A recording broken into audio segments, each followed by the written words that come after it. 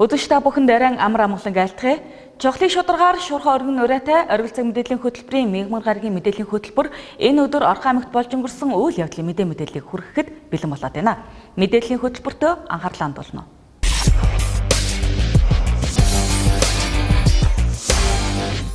Орхон аймгийн аялал жуулчлалын томоохон дамжин өнгөрөх бүсэд хамаардаг. За тэр ч утгаараа жуулчдыг татан төвлөрүүлэх энэ чиглэл бас анхааран ач холбогдлыг өгч эхлэх байгаа юм а. За жишээ нь 21 аймгийн онцлог шинжийг макет хэлбэрээр багтаасан Хөх Монгол цогцлборыг бүтээн байгуулсан. За тэгвэл энэ чиглэлд өнөөдөр Орхон аймаг ямар ажлыг төлөвлөн ажиллаж байна? За тулгамдсан асуудал нь юу болоод байгаа талаар мэдээлэл сурвалжлага бэлтгэлээ. Орхон аймгаар жилд 60,000 орчим дотоодын жуулчин, гадаадын 5,000 орчим жуулчин Хөвсгөл аймгийн далайг зорихтой дамжин өнгөрдөг гэсэн судалгаа байдаг. Харин Эрдэнэт хотын тухайд уул уурхай түшиглсэн хот гэдгээрээ жуулчдыг татах зүйл ховор байсан юм а. За тэгвэл өнөөдөр Эрдэнэт хот энэ дамжин өнгөрөх бүс нутгийн онцлогоо ашиглан аялал жуулчлалыг хөгжүүлэхэд анхаарах болсон байна. За тухайлбал Хөх Монгол цогцлбор Орхон аймгийн түүхийн музей хамгийн сүүлд нээн илрүүлсэн Хүннү Сянбигийн үеийн дурсгалт олдрууд энэ чиглэлд үйл ажиллагаа явуулахад голлох бааз суурьуд болох юм а. Тодорхой биш байдлаас болоод энэ ажил жуулчлалын салбар дээр тодорхой хэмжээний хөрөнгө оруулалтыг авч чадахгүй байна гэж үзэж байгаа. Тэр утгаараа бид нар мэдээллийг одоо нэлээд тодорхой болгох чиглэлээр бас ажил жуулчлалын яг тийм мэдээллийн сэтгүүл гаргасан. За үүн дээр бол манай орон нутагт үйл ажиллагаа явуулдаг хувийн хвшлийн зочид буудлууд, үйлчлэгээний газрууд хаана байрладаг, ямар үн өртөгтэй байдаг, ямар стандарт өрөөгөр үйлчилдэг. За Эрдэнэт хот Орхон аймгийн нутаг дэвсгэр үзэх боломжтой үзүүрийн газрууд болон бусад одоо түүх соёлын дурсгалтуудаа газрууд хаагуур байдаг вэ гэдэг мэдээллүүдийг дэлгэрэнгүй багтааж өгсөн байгаа. Энийг бол бид нар нэлээд олон хувиар хэвлэж бас иргэдэд болон аялал жуулчлалын одоо компаниудад гаргаж танилцуулсан байгаа. Байгаль орчин аялал жуулчлалын газарт бол нэг чиглэлийн үүрэг өгж байгаа нь юу вэ гэхээр олон улсын сүлжээнд орох энэ мэдээллийг тэнд байршуулах асуудлыг нэлээд сайн анхаарлаа хандуулаач гэдэг чиглэлийг одоо энэ дээр бол зис баяжмлаараа одоо бүтээгдэхүүн үйлчлэгээний цогц одоо бүтээн байгуулалт хийгээд татах юм боломж байна шүү дээ. Энэ дээр төлөвлөгөө байгаа юу? Байлгүй яах вэ? Бид нар одоо бас зис үйлдвэрлэл тухайлах юм бол одоо за одоохондоо бид нар бол эцсийн үйлдвэрлэлүүдийг бол нэлээд нээж өгч чадаагүй явж байгаа. Манайх бол ганцхан зис кабель утасны үйлдвэртэй байна. За зисээ ашигласан одоо тийм үйлдвэрлэл явуулж байгааг бол нэг зис дом, зис аяг гэх мэтлэнгийн одоо үйлдвэрлэлүүд хийж байна л да. Өшөө цаашлаад одоо юу хийж болох вэ гэдэг санаасаа бол бид дэмжиж бэлэн байгаа. Ер нь бол жижиг дунд үйлдвэрлэл, өрхийн үйлдвэрлэлийг бид нар тэнд хөгжүүлэх тэр дунд энэ хөгжүүлэх хүрээнд бол аялал жуулчлалын салбарт томоохон байр суурь, зөнхлөх байр суурь эзлэх ёстой. Орхон аймагт аялал жуулчлалын одоо яг энэ цаг үед за энэ жуулчдыг хэрхэн татах талаар арга хэмжээ авч хэрэгжүүлж байгаа талаар мэдээллийг та бүхэнд хүргэж байна. Тэгэхээр гадаад дотоодын жуулчид олон мянган одоо километр замыг туулж за Монгол орны болоод за Монголын иргэд эх орныхоо байгалийн онгон дагшин, байгалийн төрх за мөн үнэт дурсгал сонирхолтой бүтцийг харахаар одоо энэ цаг үеэр аялж эхэлдэг. За тэгвэл Орхон аймагт 21 аймгийн онцлог шинж чанарыг агуулсан Хөх Монгол цогцлборыг энэхүү жуулчдыг татах зорилготойгоор одоо 21 аймгийн шинж чанарыг бүрдүүлэн бас бүтээн байгуулалтыг хийсэн. За мөн Бурхан багшийн шүтэн цогцлбор, за мөн музей, метипас төв эмнэлэг зэрэг одоо энэхүү бүтээн байгуулалтуудад орох юм а. За Хөх Монгол цогцлборын тухайд барилгын ажлыг Сэхүн чонд компани 3 гаруй тэрбум төгрөгийн өртөгтэйгээр байгуулсан. За 21 аймгийн онцлогийг харуулсан дурсгалын газрын баримл, 5D кинотеатр, Тэнгэрийн ташуур, Хөх Монгол зэрэг барилгын ажлыг хийж гүйцэтгсэн бөгөөд Хөх Монгол цогцлбор нь 23 цаг хүртэл ажиллаж интернет орчин бүрдүүлэн ард иргэдтэй болон гадаад дотоодын жуулчдад үйлчлэх юм а. Ингэснээр бүтээн байгуулалтын зардлаа нөхөж чадах үйлчлэгээнүүдийг нэвтрүүлэх боломжтой гэж холбогдох албаныхан үзэж байна. Учир нь өмнөх жилүүдэд урсгал зардалдаг гэхэд за жилд 70 гаруй сая төгрөгийг зарцуулж байсан юм а. За ерөнхийдөө бол манайхаар бол ирж очсон улсуудын тийм орлогууд гэхээс тэрнээс бол айн тэндээс ирсэн төлөөлөгч болон аймаг орон нутгийн улсууд бол үн төлбөрийг өөрчлөждөг цаанаасаа тэдэн ирлээгээл тийм л байгаа да. Эднийх бол яг тэд нэг 70 сая төгрөг л явдаг. Гэхдээ энэс сая одоо сонслоо штэ яг ихний улирлын байдлаар нэг сая орчим төгрөгийн орлого олсон гэж ярьж байна. Тэгэхээр за кинотеатр нь бол ажиллаагүй юм байна. Тэгээ бус юмнууд нь төрөөс нь орог ингээд явхад ер нь орон нутгийн өмчит газруудаа бид нэгэнт орон нутгаас их хөрөнгө зараад барьцсан өмчүүдийг байлгах ёстой. Ашиглалтгүй юм бол тэгэл эзэнгүүтэл алга болдог шүү дээ. Тэгээд эдгээр зардлуудыг бол бид нар Эрдэнэт сангаас санхүүжүүлээд явдаг л да. За энэ мэт зөвхөн түүх дурсгалт газар үйлчлэгээ гэхээсээ илүүтэйгээр за жуулчдыг татах том далаацтай, дорвитой менежментийг орон нутагт хэрэгжүүлэх шаардлагатай байгаа юм а. Эрдэнэт хотын тухайд Эрдэнэт үйлдвэр Зэсийн Бажмал Катадор ард иргэдтэй төдийгүй дэлхийд дахин танигдсан. За монголчууд зэс нь хүний эрүүл мэндэд хэрхэн нөлөөлөх чадвартайч мэдэх юм. За тиймээс дэлхийд дахин танигдсан брэнд бүтээгдэхүүний онцлог ашиглан тоног төхөөрөмж, эдлэл хэрэглэл зэрэг нь цэвэр Зэсийн Бажмалаас бүрдсэн соёлын үйлчилгээний газар ч байж болохоор байгаа юм. За гэвч аялал жуулчлалын салбарын хувьд орон нутагт тэр дундаа Орхон аймаг Эрдэнэт хотын энэ салбарыг авч яваа мэргэжилтнүүдийн хувьд за анхаарлын төвд байх учиртай онцлог нь орхигдоод байгаагаас болоод за аялал жуулчлал энэ салбарт хоцорч байж болцсошгүй юм.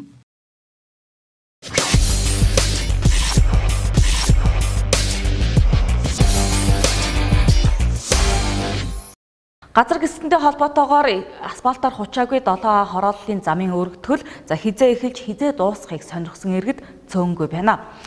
За хурдан хугацаанд замын ажлыг хийж дуусгахгүй бол за цагаан чулуу багийн иргэд за их хаадын цуваагийн айл өрхийн орчин суугчид за тоосондоо дарагдаж эрүүл аюулгүй орчинд амьдрах нөхцөл эрхэн зөрчигдөж байна гэж байгаа юм а.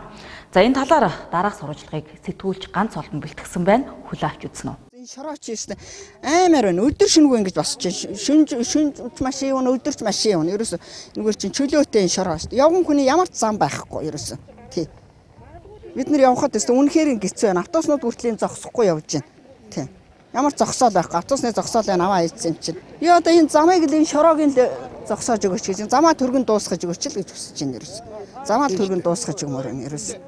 Бид нар эрүүл мэндийг хар. Зарим нь одоо энэ даастан хөдлөөд байна гэдэг одоо энэ 51-ийн хүн яваад байгаа шүү дээ. Өөр газар хүүхдийн доош даастан хөдлөөд байна гэдэг.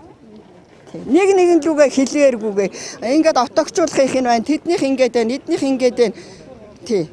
Тэгээ гол нь энийг хийж байгаа энэ компани жах юмаа жах өөр юмсэг сэтгэлтэй хийж өгөөч. Тий. Ард олныг бодооч. Юу 2-3 хоног сая ичмээр юм ярьж штэ тэр нэг хүн 2-3 энэ тоос босоод 2-3 хонжин гэж ярьж штэ. Яа тэгж хэлж чадчихна. Өдөр өгöd энэ дарга нараас нэгийг нэрүүлээд өдөр өгöd энэ зогсоолгоод байгаад өгөөч.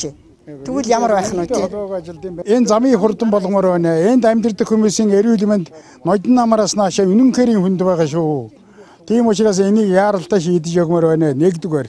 Хоёрдугаарт одоо энэ замыг өргөсгдөг гэдэг хараа тэр одоо тэр 51-ийн 1 гэсэн тэр хашаа тэр булаатай байгаа тэр та нар тэр хоёрдгийг очиад хараараа. Ингээ бүлэгчсэн ингээ шороонд. Тэгээ ингээ булаатай бид байгаад байх юм уу? Энийг хэн шийдэж өгөх юм бэ? Иргэн би хохирсны иргэний өөрөө би байна. 51-ийн 1-ийн амьдэрдэг тоотод амьдэрдэг иргэн би. Тэгээд энийг одоо би газараа чөлөөлж өгөх юм бол тэрнийг нөхөн олгорыг хаанаас хянгоо олгож өгөх юм. Тэр хөлс хөдөлмөрийг хэн гаргах юм. Тэгээд би энийг ч л хашаа энэ булаатай хашаа гаргаж аваад утгашаа тавиад миний чадвар шансаа хөрөхгүй би даалгарсан өгнө. Тийм учраас энэ тэр бүх ажлыг хийж өгөх хэрэгтэй байна. Тиймгүй бол тэр булаагийн минь гаргаж өгмөр байна. Ийм л их хүнд байдалтай байна дөө. Тэгээд өөр юу байх вэ? Тэгээд та нөхдөдтэй баярлалаа. Тэгээд энэ замын одоо энэ ингэж бид шороод болгож байгаа шүү дээ. Байнгын. Үнэнхэрийн хүнд бай. Энэ дарга нар чи хоорондоо зогсдог юм байна. Замын нэг тустай, газрын нэг тустай, захиргаа нэг тустай. Одоо энэ дэрж ярилцсан шүү дээ. Хяналтын байгууллагын нэг тустай. Энэ чи аль хүчээр шийдчихсэн. Зөвхөн байдал хараад явчих хэвээр юм чинь энэ дэрж зөвлөж шүү дээ сая. За иргэдээс манай телевизийн редакцид ирүүлдэг түгээмэл асуудлуудын нэг нь 7-гийн хорооллын авцамын өргөтгөлийн ажил гэдэг. За тухайн өргөтгөлийн ажил одоо хизээ дуусах. За энэ хавь цагаан чулууд багт амьдарч байгаа иргэдийн одоо шороотоос нь дарагдаг асуудал хизээ шийдэгдэх талаар за манай телевиз болоод аймгийн засаг даргын тамгын газрын салгуулалт хүлээн авах 70 35 11 төвд за олон эртгээ. Яг өнөөдрийн байдлаар за замтай холбоотой 2 асуудал тулгарсан байна. За нэг нь гэх юм бол тухайн байгууллага одоо өнгөрсөн намар хийсэн ажлаа гүйцэтгэлийн хяналтаа хийлгээгүй. За энэс болоод санхүүжилт авч чадаагүй болоод одоо дараагийн ажлууд хойшлогдсон. За хоёрдугаар автозамын чанартай холбоотой асуудлууд байна. За яг одоо захиалагчийн зүгээс ирүүлсэн материалаар яг энэ замыг хучаагүй. За энэ нас чанарын шаардлага хангахаар болсон эсэгтэр бол хяналт тавихаар мэрэгжлийн хяналтын газар за захиалагч байгууллагуудаас шалгуулах хүсэлтэд ирүүлсэн. За энэхүү лабораторийн дүгнэлт 5 дугаар сарын 1-ний өдөр гарсны дараагаар за энэ замд стандартын дагуу болсон эсэх нь бол тодорхойлно. За энэний дараагаар дараагийн ажлууд хийгдэнэ гэдгийг бол хэлж байна. Хяналтын инженерийн энэ ийм биш гэсэн тэр гүйцэтгэлийн тоог хэмжээнд хүсэн хүрээгүй гэдэг тийм. Зөрүү гарсан. Тэгэхээр тэрийг нэгтлуудыг дээр барилгын хөгжлийн төвд өгсөл тавиад яг холбоодох инженерийн нэрээр хамтарсан үзлэг хийгээд өгч байгааг санд өгчихсөн. Тэгээ энэ 7 хоногт болж авчирхаараа би тэгэд бас шахаад сандаа дахин яриад өгч. Хэрвээ тэр ирээд хамтарсан үзлэг хийгээд нөгөө зураг төсөл яг заасан хэмжээнд юунууд хийгдсэн мэн үгүй гэдгээр нэгтэлчих юм бол эхний багц асуудал нөгөө гүйцэтгэлтэй асуудал шийдэх чинь гэсэн үг. Хэрвээ тэр дээр яг гүйцэтгэл зөв байвал нөгөө бичиж өгсөн гүйцэтгэлээ санхүүжилтийн асуудлаа яриа авчна.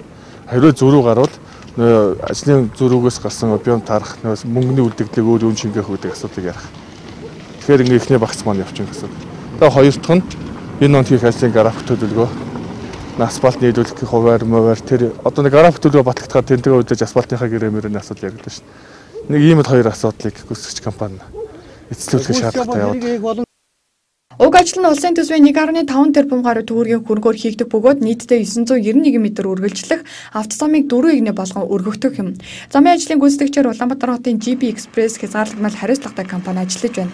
Гүйцэтгэлээс гадна замын ажилд захиалагчийн хяналт тавьж байгаа инженер за зам тавих материалтай холбоотой шалгах хүсэлтэд мэргэжлийн ялтын газар өгчээ. Учир нь өргөгдсөн замын захын хэсгийн нягтрал хангалтгүй байна. За энэ цаашдаа үер болон бусад хүчин зүйлсээс шалтгаалan урсгах эрсдэлтэй гэж үзсэн байна. Хүсэлтийн дагуу мэргэжлийн ялтын газар Улаанбаатар хотоос зориултын лаборатори авчран шинжлэх аж шинжилгээний 15 дугаар сарын 1 гэхэд гарах бөгөөд уг дүгнэлт дээр зориултын материалаар замын суурийг тавьсан эсэх тодорхойлно.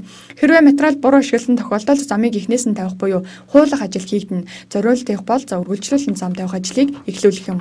За ерөнхийдөө энэ бол энэ зам дээр 2017 оны 12 сар 2018-ны 3 сараас эхлээд захиалагч гүйцэтгэгчдийн хооронд маргаан гарсан. Энэ маргаан бол захиалагч өөрөө шаардлага хангаагүй материал ашигласан гэж үзэж байгаа. Гүйцэтгэгч бол бид стандартын дагуу технологийн шаардлагын дагуу материалыг ашигласан, баталгааж болоод явцсан. Хүндлэнгийн өөрөө лаборатори ажиллаж байгаа энэ зам дээр. Тэгэхээр энэ хоёр байгууллагын хоорондын маргаан манад ирсэн байгаа мэргэжлийн ялтын газарт бид аймгийн засаг даргад ч бас бичиг өгөөд 4 сарын 20-наас 5 сарын 1-ний хооронд хөлөлт гисэлтийн үед дуусахад дүгнэлтийг гаргаад явуулна гэсэн шийд өгсөн байгаа. Ерөнхийдөө энэ 4 дахь өдөр манайхаас томилж байгаа хүндлэнгийн лаборатори зам дээр ажиллана. 4 дахь өдөр гэж байна. Өнөөдөр 2 дахь өдөр. Өнөөдөр бүх багш тоног төхөөрөмж лабораторийн багш төхөөрөмжийг бэлдэх хугацаа бас байдаг. Тоног төхөөрөмжийг баталгаажуулалт бүх юм дээр лабораторич өвлжин зогссон болохоор одоо бэлдэж байна. Маргааш орой гихт бол лаборатори өөр ороод ирнэ. KBE гэдэг одоо манай үндсэн тусгайч хуралдаг компаниг бид санал өгөөд урьсан. Хүндлэнгийн лаборатори ажиллаад тэр лаборатори ажиллаад ирэнгүүт үнэхээр энэ дээр тэр яригдаад байгаа материал орсон юм уу, ороогүй юм уу, тийм ээ? Яг стандартын шаардлага хангасан юм уу, хангаагүй юм гэдгийг тогтооно. Тэгээд би 5 сарын 1-ний баг гэхэд бүх дүгнэлтийг гаргаад засаг дарганы тамгын газар руу хөргүүлнэ. Энэ дэр хэн буруутан тогтоогдно.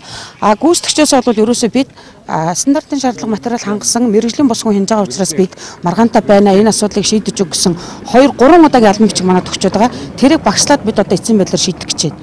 Тэгээд лабораторийнхоо дүнтэй нийцүүлж гаргахгүй бол би энэ материалыг нүдээр өрөөд үзээд баримжаалдаг юм биш. Шаардлага хангасан юм хангаагүй юм уу, шаварлаг юм уу, тоосон цор юм уу те. Үнэхээр энэ далангийн материал юм уу, суурийн материал юм уу гэдгийг гараар хараад мэдэхгүй. Тэгээ манай албанаас шилээд одоо 2 удаа 3 сарын 28-нд 4 сарын 17-нд 2 албан бичиг явуулчаад манай инженер одоо энэ байгууллага байна. Мөн гүйцэтгэгч компани байна. Мөн дээр нь их хадын цаваа гэдэг хариуцж байгаа компани бас албан бичиг явуулаад ингээд хойноос нь хөөцөлтөд яваад байгаа байхгүй. Тэгээд мөн манай хяналтын инженер болохоор бас нөгөө гүйцэтгэгч компанилгаа бас байнга яриад энийг одоо эхлүүлмээр байна. Биднээс ямар асуудал байна? Бид нар тухайн үед тэр асуудлыг шийдчихье гэдээ яриад байгаа. Тэр гүйцэтгэлийн хувьд бол одоо тусдаа тэр гүйцэтгэл ингээ явагдаад тэр компани гүйцэтгэл аавна. Хамгийн гол нь энэ өнөөдөр хугацааны болцсон учраас ажлаа яаралтай эхлүүлэх гэсэн дарга хэмжээ авч байгаа. Тэр асфальтыг бол Иргэдэд хүлээлттэй байгаа асуудлын нэг нь замын ажил хизээ эхэлж хизээ дуусах юм. Гүйцэтгэгч байгууллагаас замын ажлын өргөдөглийн дуусгах график гаргажээ.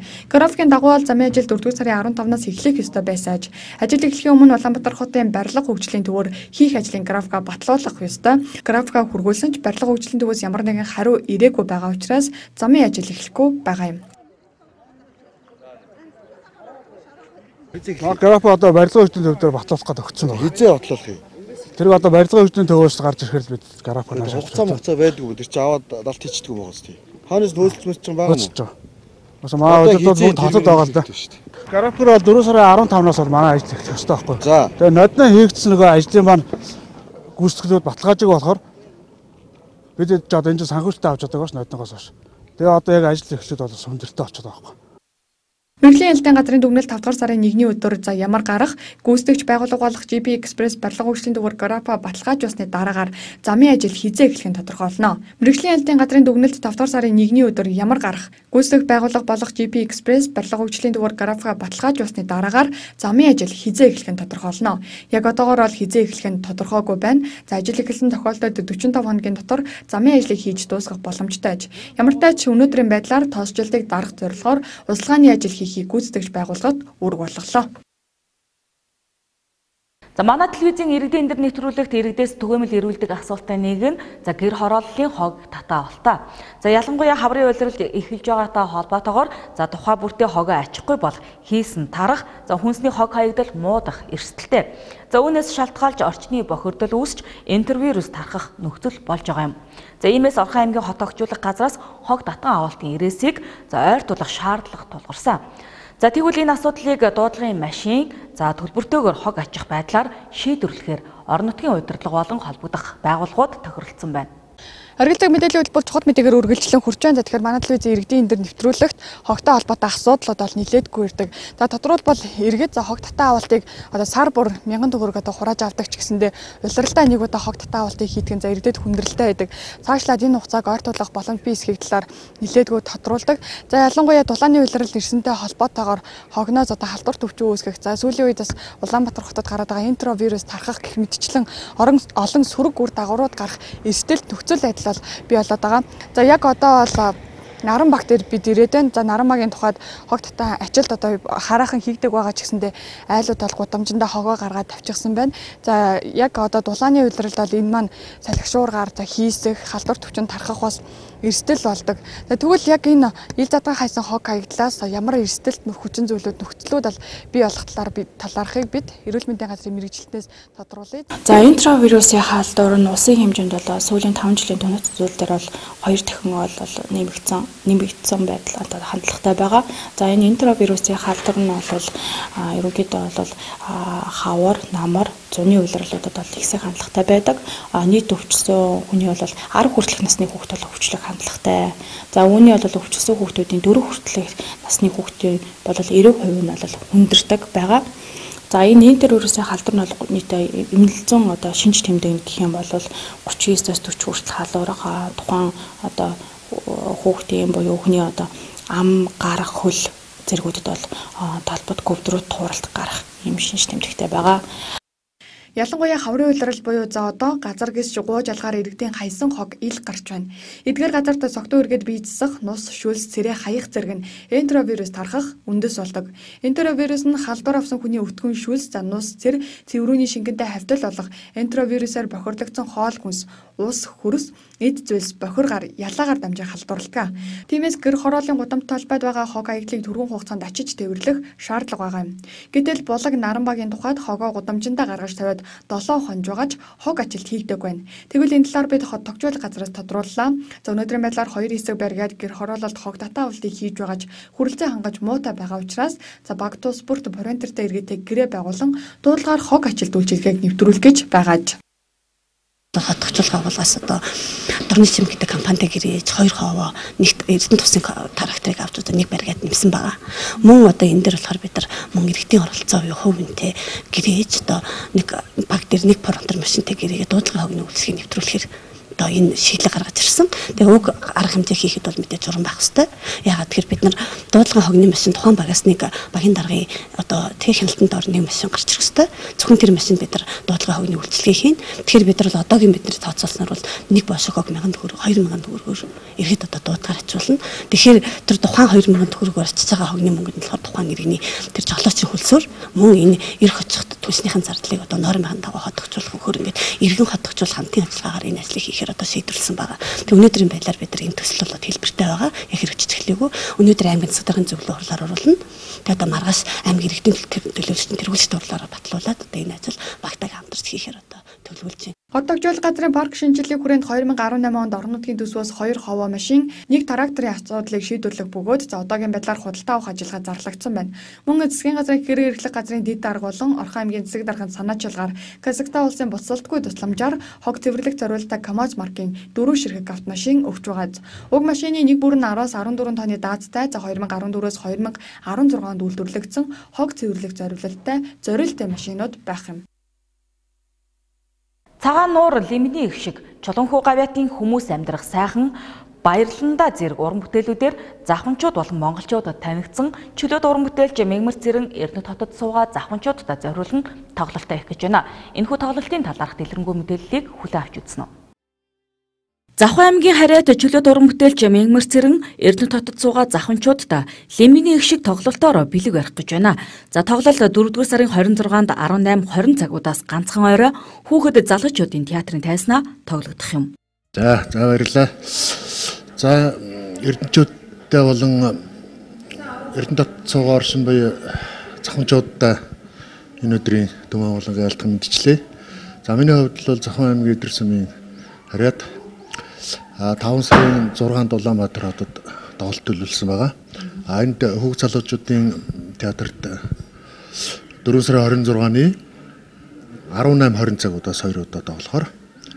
Тэгээ миний уран бүтээл бол миний уран бүтээлд Улаанбаатартаа Сэлийн зэргийн дууж гин жуулгаас залуу уран бүтээлчд оролцсон.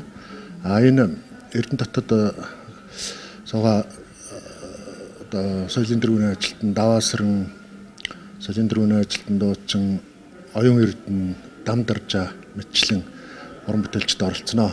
Лимний их шиг тоглолтоо хийх гэж би Мегмар Цэрэнгийн уран бүтээлээс дурдвал завханчууд цагаан нуур, лимний их шиг Чулуунхүү гавьяатын хүмүүс амьдрах сайхан Баярлаландаа зэрэг уран бүтээлүүд нь олонний таашаалд нийцэн сонирыг мелаж байсан төвхтэй. Тиймээс эдгээр уран бүтээлүүдийг сонсож нэгэн үдшийг завханчуудтайгаа хамтдаа өнгөрүүлэхийг хүсвэл лимний их шиг тоглолтод хүрэлцэн ирэхийг урьж байна. Тоглолтын тасалбар 10,000 төгрөг бөгөөд хүүхэд залуучуудын театрын Плетийн кассаар худалдаалагдж байна. Харилцах утасны дугаар 9811 5698 8010 6710.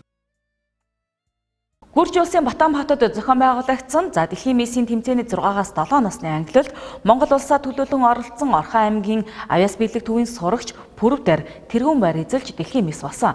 За тэгвэл Пүрэв дээр охиныг Орхон аймгийн засаг дарга бөгөөд Эрдэнэт хотын захирагч Дамбын Батлот хүлээн авч хүндэтгэл үзүүллээ. Дэлхийн бяцхан мисс 2018 тэмцээнд дэлхийн 40 орны авьяаслаг охид оролцсон амжилттай явагдлаа. За энэ удаагийн бяцхан миссийн тэмцээнд манай аймгийн 1-р 10 жилийн сурагч Пүрэв дээр охин тэргүүн барь эзлэн алтан титмээ эзэн болсон юм а. За тэгвэл өнөөдөр Орхон аймгийн засаг дарга Батлот Пүрэв дээр охинд хүндэтгэл үзүүлэн баяр хүргэлээ. Би дэлхийд алдартай жүжигчин болохыг хүсдэг. Загвараар алхах байсан. За бас бүжиг нь маш их гоё байсан. Загварын алхаа гэд бас бүжиг аюус. За алтан титмээ эзэн болсон Пүрэв дээр нь 3 настайдаа эхлэн уурхайч соёлын ордны дэрэгдэх авьяас биелэг сургалтын төвд суралцж байсан. За тус төвөөс аймгийн нэрийг дэлхийн хэмжээнд нийслэл орон нутгийн хэмжээнд гаргаж байгаа олон сурагчид байдаг. За гэсэн ч харин тэдэнд тулгамдж байгаа асуудал мөнгө санхүүгийн бэрхшээл байдаг гэдгийг тухайн сургалтын төвийн захирал хэлж байсан юм а. За тэгвэл энэ чиглэлд Орхон аймгийн засаг дарга Батлот за Пүрэв дээр охинтой уулзах үеэрээ цаашид тулгамдсан асуудлаар бүхий л талаар тусалж дэмжинэ гэдгээ илэрхийлсэн юм а. Пүрэв дээр маань анх 3 настайгаас эхлээд надад шав орж ирсэн.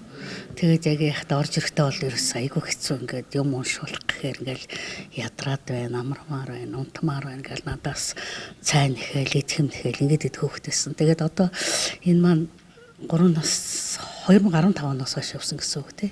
Тэгээд одоо ингээд бас үдээ зэрэгтэй болоод ингээд улсынхаа нэрийг Эрдэнэт хотынхоо нэрийг бас ингээд мандуулаад ирж байгаа шавьдаар би маш их баярлж байна, маш бахархаж байна. Тэгээ санхүүгийн дэмжлэг тэгээд бас энэ хүүхдүүдийг урамшуулах тий бас тэгээд нөхцөл бололцоог нь бас бүрэн хангаж өгөх талаас бас айгүйх тийм хэрэгтэй болов гэж хардаг дэмжлэг. Тий.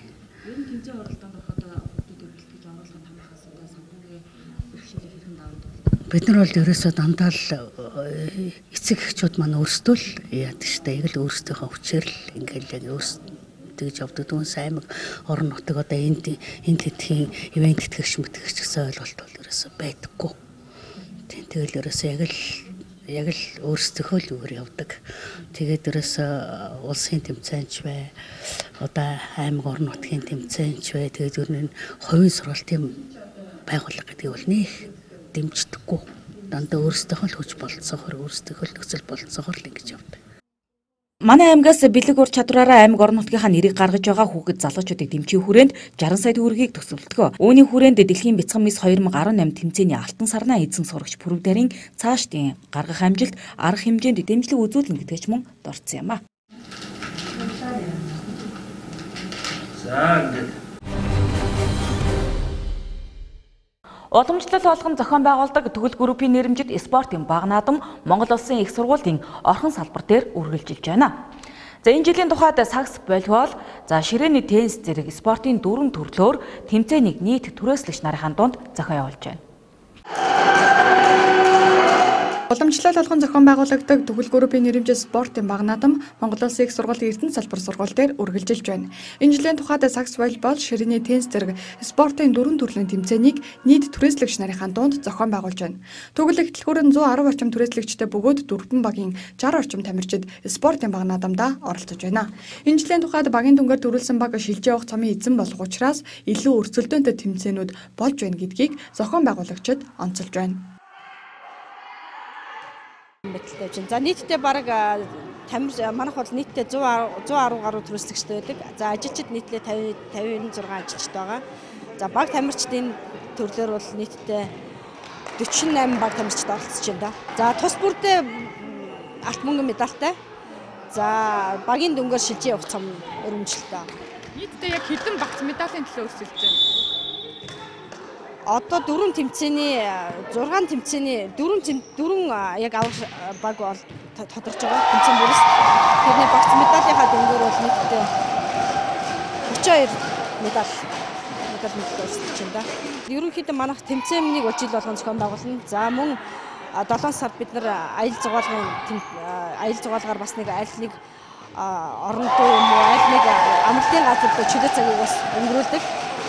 За аль болохоор бид нэг шинэ сонин газар одоо байгалийнхаа сайханд аялж шинэ очиж үзээгүй газруудаараа очих тийм зорилго тавьж явдаг.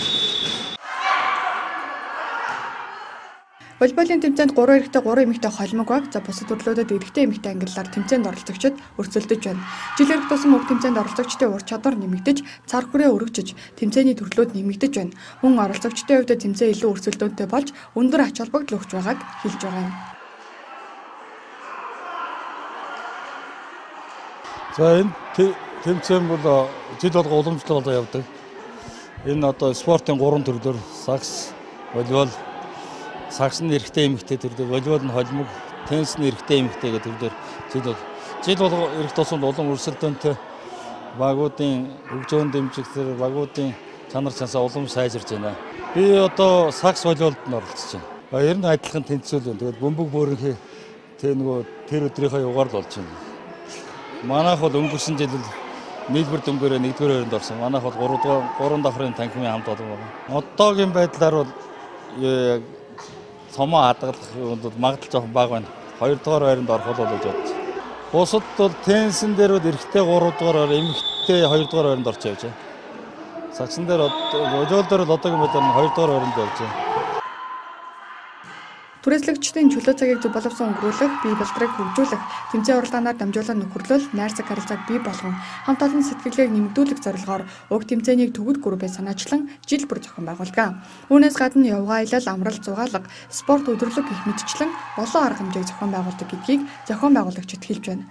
Төгөл групп нь анх 1997 онд байгуулагдаж байсан бол Төгөл эхлэлгүүр нь 2009 онд ашиглалтанд орсон бөгөөд иргэд олон нийтэд чанарын шаардлага хангасан хай тухтай орчинд бараа бүтээгдэхүүн худалдаа авах боломжийг олгон ажилласаар байгаа юм.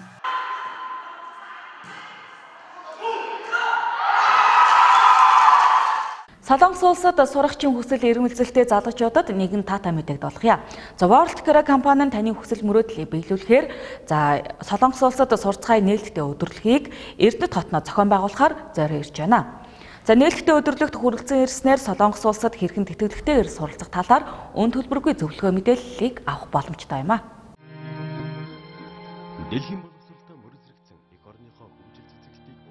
Эрдэнэтотын залуус та бүхэнд нэгэн таатай мэдээг дуулгая. За World Care компани нь таны хүсэл мөрөөдлийг биелүүлэхээр Солонгос улсад сурцгай нээлттэй өдрөлгөө зохион байгуулахаар Эрдэнэтотыг зорио ирэхээр болжээ. Үзэгч та бүхэн нээлттэй өдрөлгөт хүрэлцэн ирснээр Солонгос улсад хэрхэн тэтгэлэгтэйгээр суралцах талаар өн төлбөргүй мэдээлэл зөвлөгөө авах мөн Солонгосын элчин сайдын яамнаас 2018 онд итгэмжлэгдсэн улсын ихтэйд сургуулиуд банкны баталгаа батлан даагч шаардлагагүйгээр 2017-2018 онд ахлах сургуулаа төгсөж байгаа төгсөгчдөд үл хөдлөх хөрөнгийн барьцаагүйгээр эсэлтийн ерөнхий шалгалтын оноос шаардлагагүйгээр сургалтын виз ажлын 3 өдөрт гарахаар за хагас жилийн сургалтын төлбөр $1900 сурах боломжтой нөхцөлийг за гэр бүлээр удаан хугацаанд суралцах боломжтой та манай өдөрлөгт ирж чадварлаг мэргэжилтнүүдээс мэдээлэл зөвлөгөө авахыг хүсвэл Номин телевизийн байранд 4-р сарын 28-29-ний өдрүүдэд 10-аас 17 цагийн хооронд ирэх боломжтой. World Care компанитай харилцах утасны дугаар 7012 70